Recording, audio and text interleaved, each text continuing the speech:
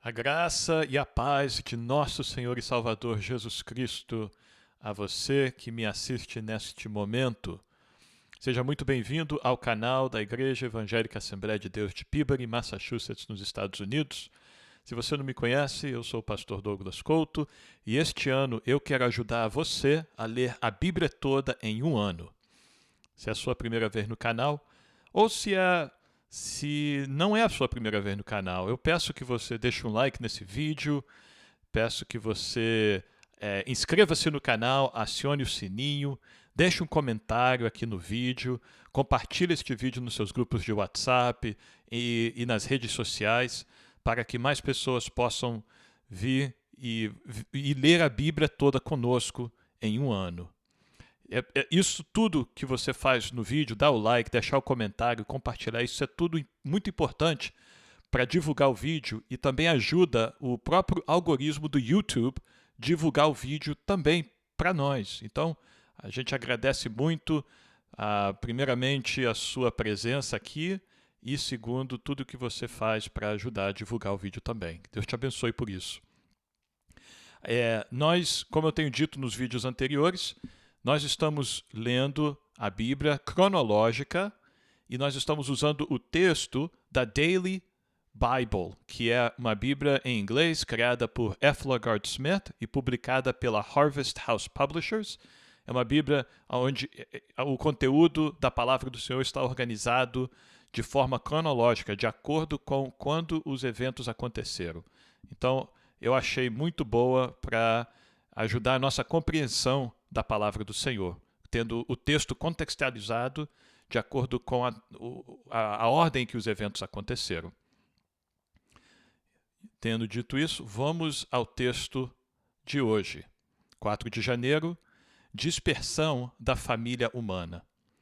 Junto com este relato do próprio pecado de Noé e de seu filho Cã, o registro de Gênesis também mostra a decadência contínua da humanidade ao se concentrar na família humana, agora em regeneração, na planície de Sinar, uma área mais conhecida como Babilônia. Em algum lugar por volta de 2500 a.C., o povo ambiciosamente decide construir uma grande cidade conhecida como Babel, juntamente com uma torre tão alta que, em termos figurativos, chegará aos céus. Esta não é de forma alguma a primeira cidade a ser construída. E a própria torre provavelmente foi projetada de maneira muito semelhante aos templos zigurates da Babilônia, cujas ruínas ainda serão encontradas séculos depois. Mas Deus está descontente com esses planos grandiosos, aparentemente porque o motivo do povo é caracterizado por um orgulho desafiador e autoafirmativo em rebelião contra Deus. À luz desta situação, Deus determina lembrar a humanidade mais uma vez de suas limitações humanas.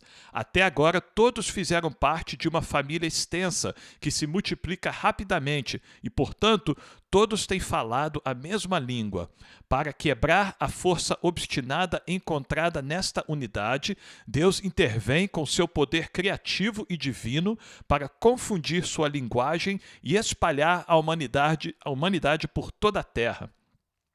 É o começo não só de diversas línguas, mas também de diversos povos. Pela primeira vez, a humanidade está dividida em clãs, nações e até mesmo em vários grupos étnicos. Embora o registro de Gênesis não faça nenhuma referência específica a esse respeito, é possível que esse evento sobrenatural também desencadeie a separação dos seres humanos em diferentes raças, e a implicação seria significativa. Apesar das diferenças externas, há um fundo comum que obriga a fraternidade por criação e igualdade entre toda a humanidade, independente de raça, nação ou língua. Gênesis capítulo 11. A Torre de Babel. Em toda a terra havia apenas uma língua e uma só maneira de falar. Os homens partiram do Oriente, encontraram uma planície na terra de Sinar e habitaram ali. E disseram uns aos outros: venham, vamos fazer tijolos e queimá-los bem. Os tijolos lhes serviram de pedra e o betume de argamassa. Disseram: Vamos, vamos construir uma cidade e uma torre cujo topo chegue até os céus, e tornemos célebre o nosso nome, para que não sejamos espalhados por toda a terra. Então o Senhor desceu para ver a cidade e a torre que os filhos dos homens estavam construindo. E o Senhor disse: Eis que o povo é um, e todos têm a mesma língua. Isto é apenas o começo. Agora não haverá restrição para tudo o que planejam fazer. Venham, vamos descer e confundir a língua que eles falam, para que um não entenda o que o outro está dizendo. Assim o Senhor os dispersou dali pela superfície da terra, e pararam de edificar a cidade. Por isso a cidade foi chamada de Babel, porque ali o Senhor confundiu a língua de toda a terra, e dali o Senhor os dispersou por toda a superfície dela. Começo das nações. À medida que a humanidade começa a se dispersar pela terra, as famílias começam a se dividir em clãs, e os clãs se desenvolvem em nações. O mais antigo relato conhecido das divisões geográficas, nacionais e dialéticas entre a família humana está contida no registro de Gênesis. Esta tabulação começa com Sem, Cã e Jafé, 3 gerações antes da grande divisão em Babel. Neste registro há, em primeiro lugar, um breve rastreamento dos 7 filhos e 7 netos de Jafé, particularmente os descendentes de Javã, filho de Jafé, cujo povo começa a se espalhar para o norte até as áreas costeiras dos mares Cáspio, Negro e Mediterrâneo. A referência aos jafetitas pode ser tão breve quanto porque esses indo-europeus estarão entre os últimos a se desenvolver e terão menor contato com as preocupações teocráticas do povo hebreu, sobre o qual o texto bíblico logo se concentrará. A tabela das nações dá mais atenção aos descendentes de Cã, talvez porque eles se desenvolverão cedo e serão os fundadores dos primeiros impérios, e talvez também porque seja com esses povos que a nação hebraica terá sua associação mais próxima e muitos de seus conflitos. Os descendentes de Cã se estabelecerão nos climas mais quentes das porções do sul da terra e povoarão as nações egípcias, cananeia e árabe. De particular interesse entre os descendentes de Cã é o grande guerreiro Nimrod, que é o primeiro líder registrado a estabelecer uma monarquia. Seu governo sobre várias tribos aparentemente vem pelo poder de conquista e não porque ele seja o chefe patriarcal natural delas. É Nimrod quem estabelece a Babilônia, da cidade de Babel, no sul da Mesopotâmia, e mais tarde a cidade de Nínive, mais ao norte, na Síria. De grande significado histórico é o registro dos descendentes de Cã, através de Canaã, filho de Cã, sobre quem Noé pronunciou uma maldição. A terra que será ocupada pelos cananeus é conhecida como a terra de Canaã, ou, mais modernamente, Israel. Seus habitantes cananeus originais, incluindo os hititas, jebuseus e amorreus, entrarão em conflito com os descendentes de Sem, principalmente os da nação hebraica. Esse conflito, comprovando a natureza profética da maldição de Noé sobre Canaã, continuará até os tempos modernos. Quanto aos descendentes de Sem, a tabela das nações concentra-se na linhagem por meio do filho de Sem, Arfaxade. A razão principal, sem dúvida, está no significado teológico da descida por Arfaxade.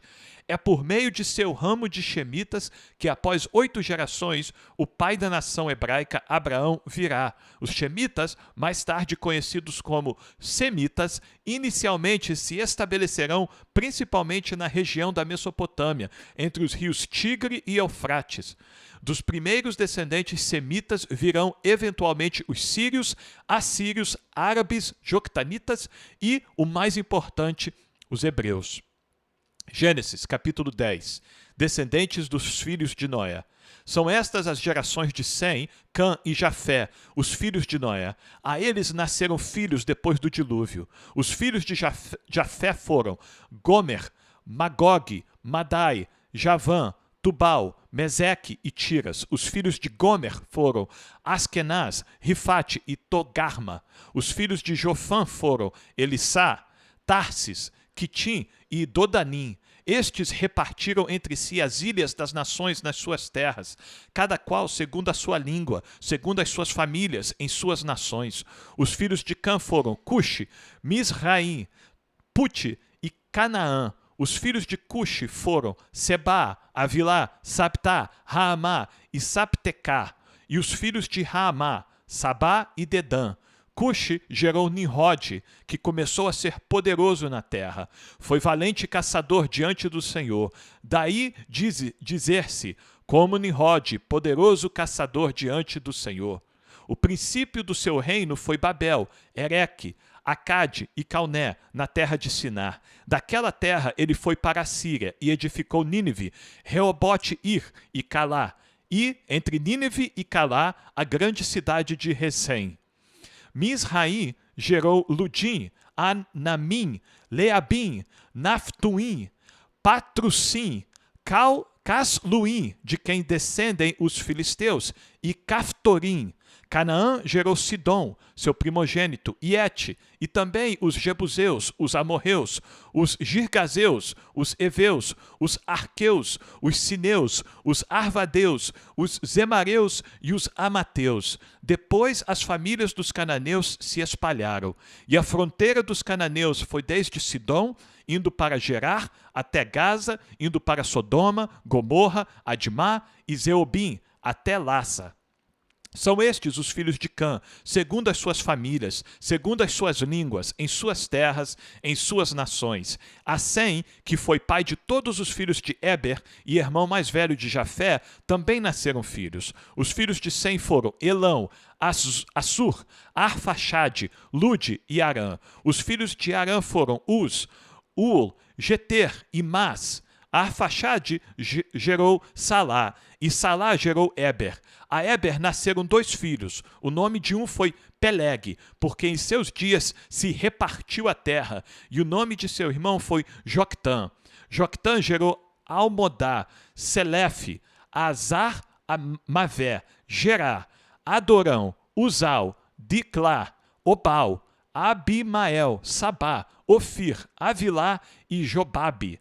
Todos estes foram filhos de Joctã, e habitaram desde Messa, indo para Cefar, montanha do Oriente. São estes os filhos de Sem, segundo as suas famílias, segundo as suas línguas, em suas terras, em suas nações. São estas as famílias dos filhos de Noé, segundo as suas gerações, nas suas nações, e destes foram disseminadas as nações na terra depois do dilúvio. Descendentes de Sem a Abrão. Após esta tabulação das nações, o registro de Gênesis silencia, principalmente sobre os habitantes da terra, exceto para os descendentes de Sem através de Arfaxade, Selá, Eber, Peleg e outros até Abrão, que conhecido mais tarde como Abraão, se tornará o pai dos hebreus. Esta é a família da promessa, por meio da qual Deus preservará a verdade religiosa e moral. Será por meio da nação hebraica que Deus finalmente falará ao mundo inteiro. Portanto, é importante para o registro de Gênesis rastrear a ancestralidade de Abrão até Sem, por meio de seu pai Noé, descendente do primeiro homem Adão. Gênesis, capítulo 11, descendentes de Sem. São estas as gerações de Sem. Ele tinha 100 anos de idade quando gerou Arfaxade, 2 anos depois do dilúvio. E depois que gerou Arfaxade, Sem viveu 500 anos e gerou filhos e filhas. Arfaxade viveu 35 anos e gerou Salá. E depois que gerou Salá, Arfaxade viveu 403 anos e gerou filhos e filhas. Salá viveu 30 anos e gerou Eber. E depois que gerou Eber, Salá viveu 403 anos e gerou filhos e filhas. Eber viveu 34 anos e gerou Peleg. E depois que gerou Peleg, Eber viveu 430 anos e gerou filhos e filhas. Peleg viveu 30 anos e gerou Reu. E depois que gerou Reu, Peleg viveu 209 anos e gerou filhos e filhas. Reu viveu 32 anos e gerou Serug. E depois que gerou Serug, Reu viveu 207 anos e gerou filhos e filhas. Serug viveu 30 anos e gerou Naor. E depois que gerou Naor, Serug viveu 200 anos e gerou filhos e filhas. Naor viveu 29 anos e gerou Tera. E depois que gerou Tera, Naor viveu 119 anos e gerou filhos e filhas. Tera viveu 70 anos e gerou Abrão, Naor e Arã. É interessante observar nesse relato que há um declínio gradual na longevidade dos descendentes de Sem. O próprio Sem viverá 600 anos, mas na época de Abrão, a idade típica de morte é cerca de 200. Também digno de nota é o fato de que o primeiro filho nasce muito mais cedo do que nunca. Exceto por Sem e Abrão, a maioria dos homens nesta linhagem estava na casa dos 30 quando seu primeiro filho nasceu. O resultado combinado da longevidade anterior e da expectativa de vida agora decrescente é que existem surpreendentemente poucos elos na cadeia de Adão a Abrão. Adão viveu muito além do nascimento de Metusalém, e Metusalém ainda vivia quando Sem nasceu. Supondo que Abrão não fosse o filho primogênito de Tera, mas como outras escrituras parecem indicar, nasceu quando Tera tinha 130 anos de idade, Sem falecerá antes de Abrão, em apenas 25 anos. Portanto, os laços entre Adão e Abrão, dos primeiros 2000 anos desde a criação, são de fato próximos. O registro de Gênesis faz uma breve pausa neste ponto para dar um relato especial da família de Tera. Incluído no relato está uma introdução ao sobrinho de Abrão, Ló, que se tornará um personagem central nos eventos que se seguirão.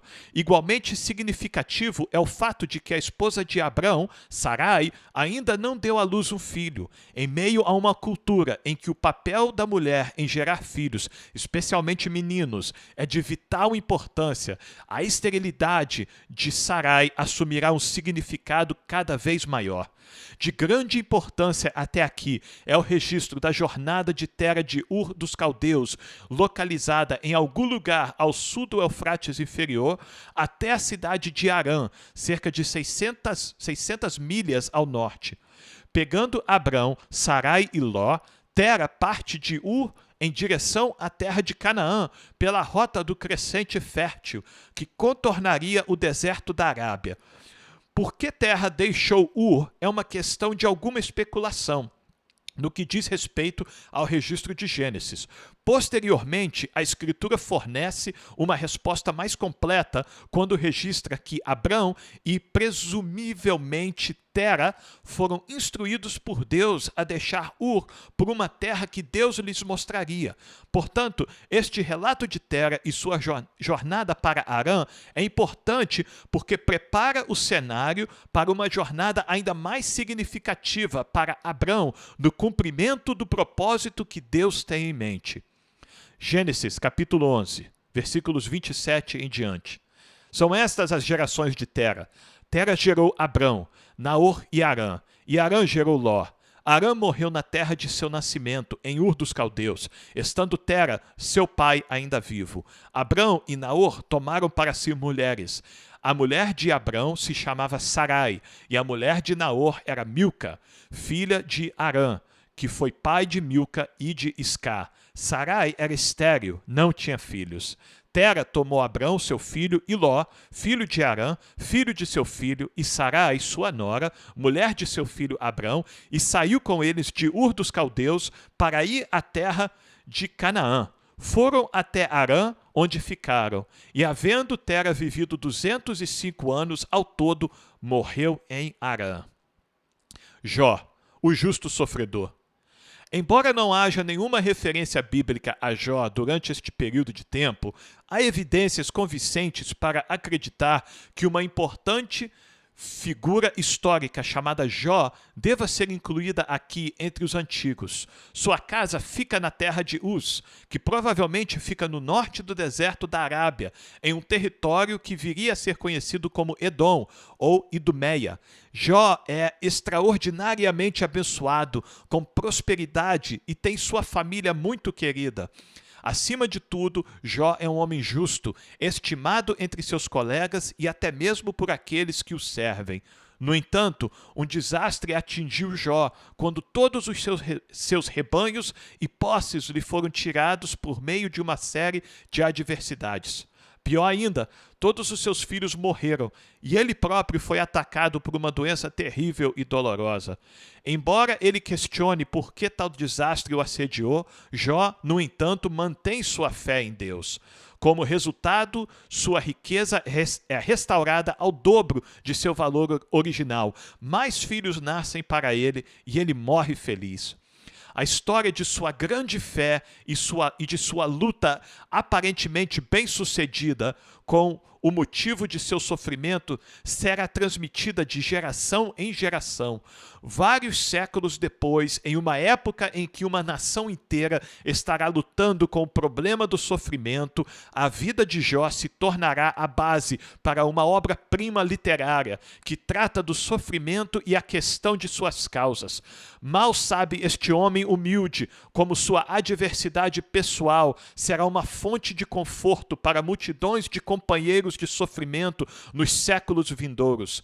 Esse fato por si só pode ter algo a ver com o motivo pelo qual ele é chamado a enfrentar tal adversidade. O livro de Jó será apresentado mais tarde no momento de sua redação. Amém? Louvado seja o Senhor pela sua palavra. Assim nós concluímos a leitura de hoje. Então, mais uma vez eu agradeço a você que nos acompanhou hoje e está lendo a palavra do Senhor conosco. Agradeço a você que tem assistido todos os vídeos anteriores. Se você não viu, tem uma playlist aqui no YouTube e tem aqui a leitura do dia 1º até agora, do dia 1º, 2º, 3º e este que é o dia 4. Nós estaremos aqui lendo a palavra do Senhor juntos todos os dias. E a sua presença aqui, os seus comentários, os seus likes, suas palavras de encorajamento, isso faz uma diferença enorme para nós, para confirmar, né, este propósito que o Senhor colocou em nosso coração e para confirmar que está sendo bênção para você, para a sua vida, para a sua família. Então, mais uma vez eu te agradeço por estar lendo a palavra do Senhor conosco. Peço que você deixe um like, deixe um comentário aqui. Como eu tenho dito, né, se alguma parte da leitura de hoje te chamou a atenção, se você tem alguma pergunta sobre a leitura de hoje, qualquer coisa, deixa aqui no comentário que nós vamos estar lendo com muito carinho e respondendo à medida do possível. Amanhã nós vamos estar de volta e continuaremos a ler a Bíblia toda para lermos a Bíblia toda juntos em um ano. Amém? Então, mais uma vez, obrigado pela tua presença. Não deixe de compartilhar este vídeo nos seus grupos de WhatsApp, nas redes sociais. E Deus te abençoe e amanhã nós estaremos de volta. Até amanhã. Deus abençoe.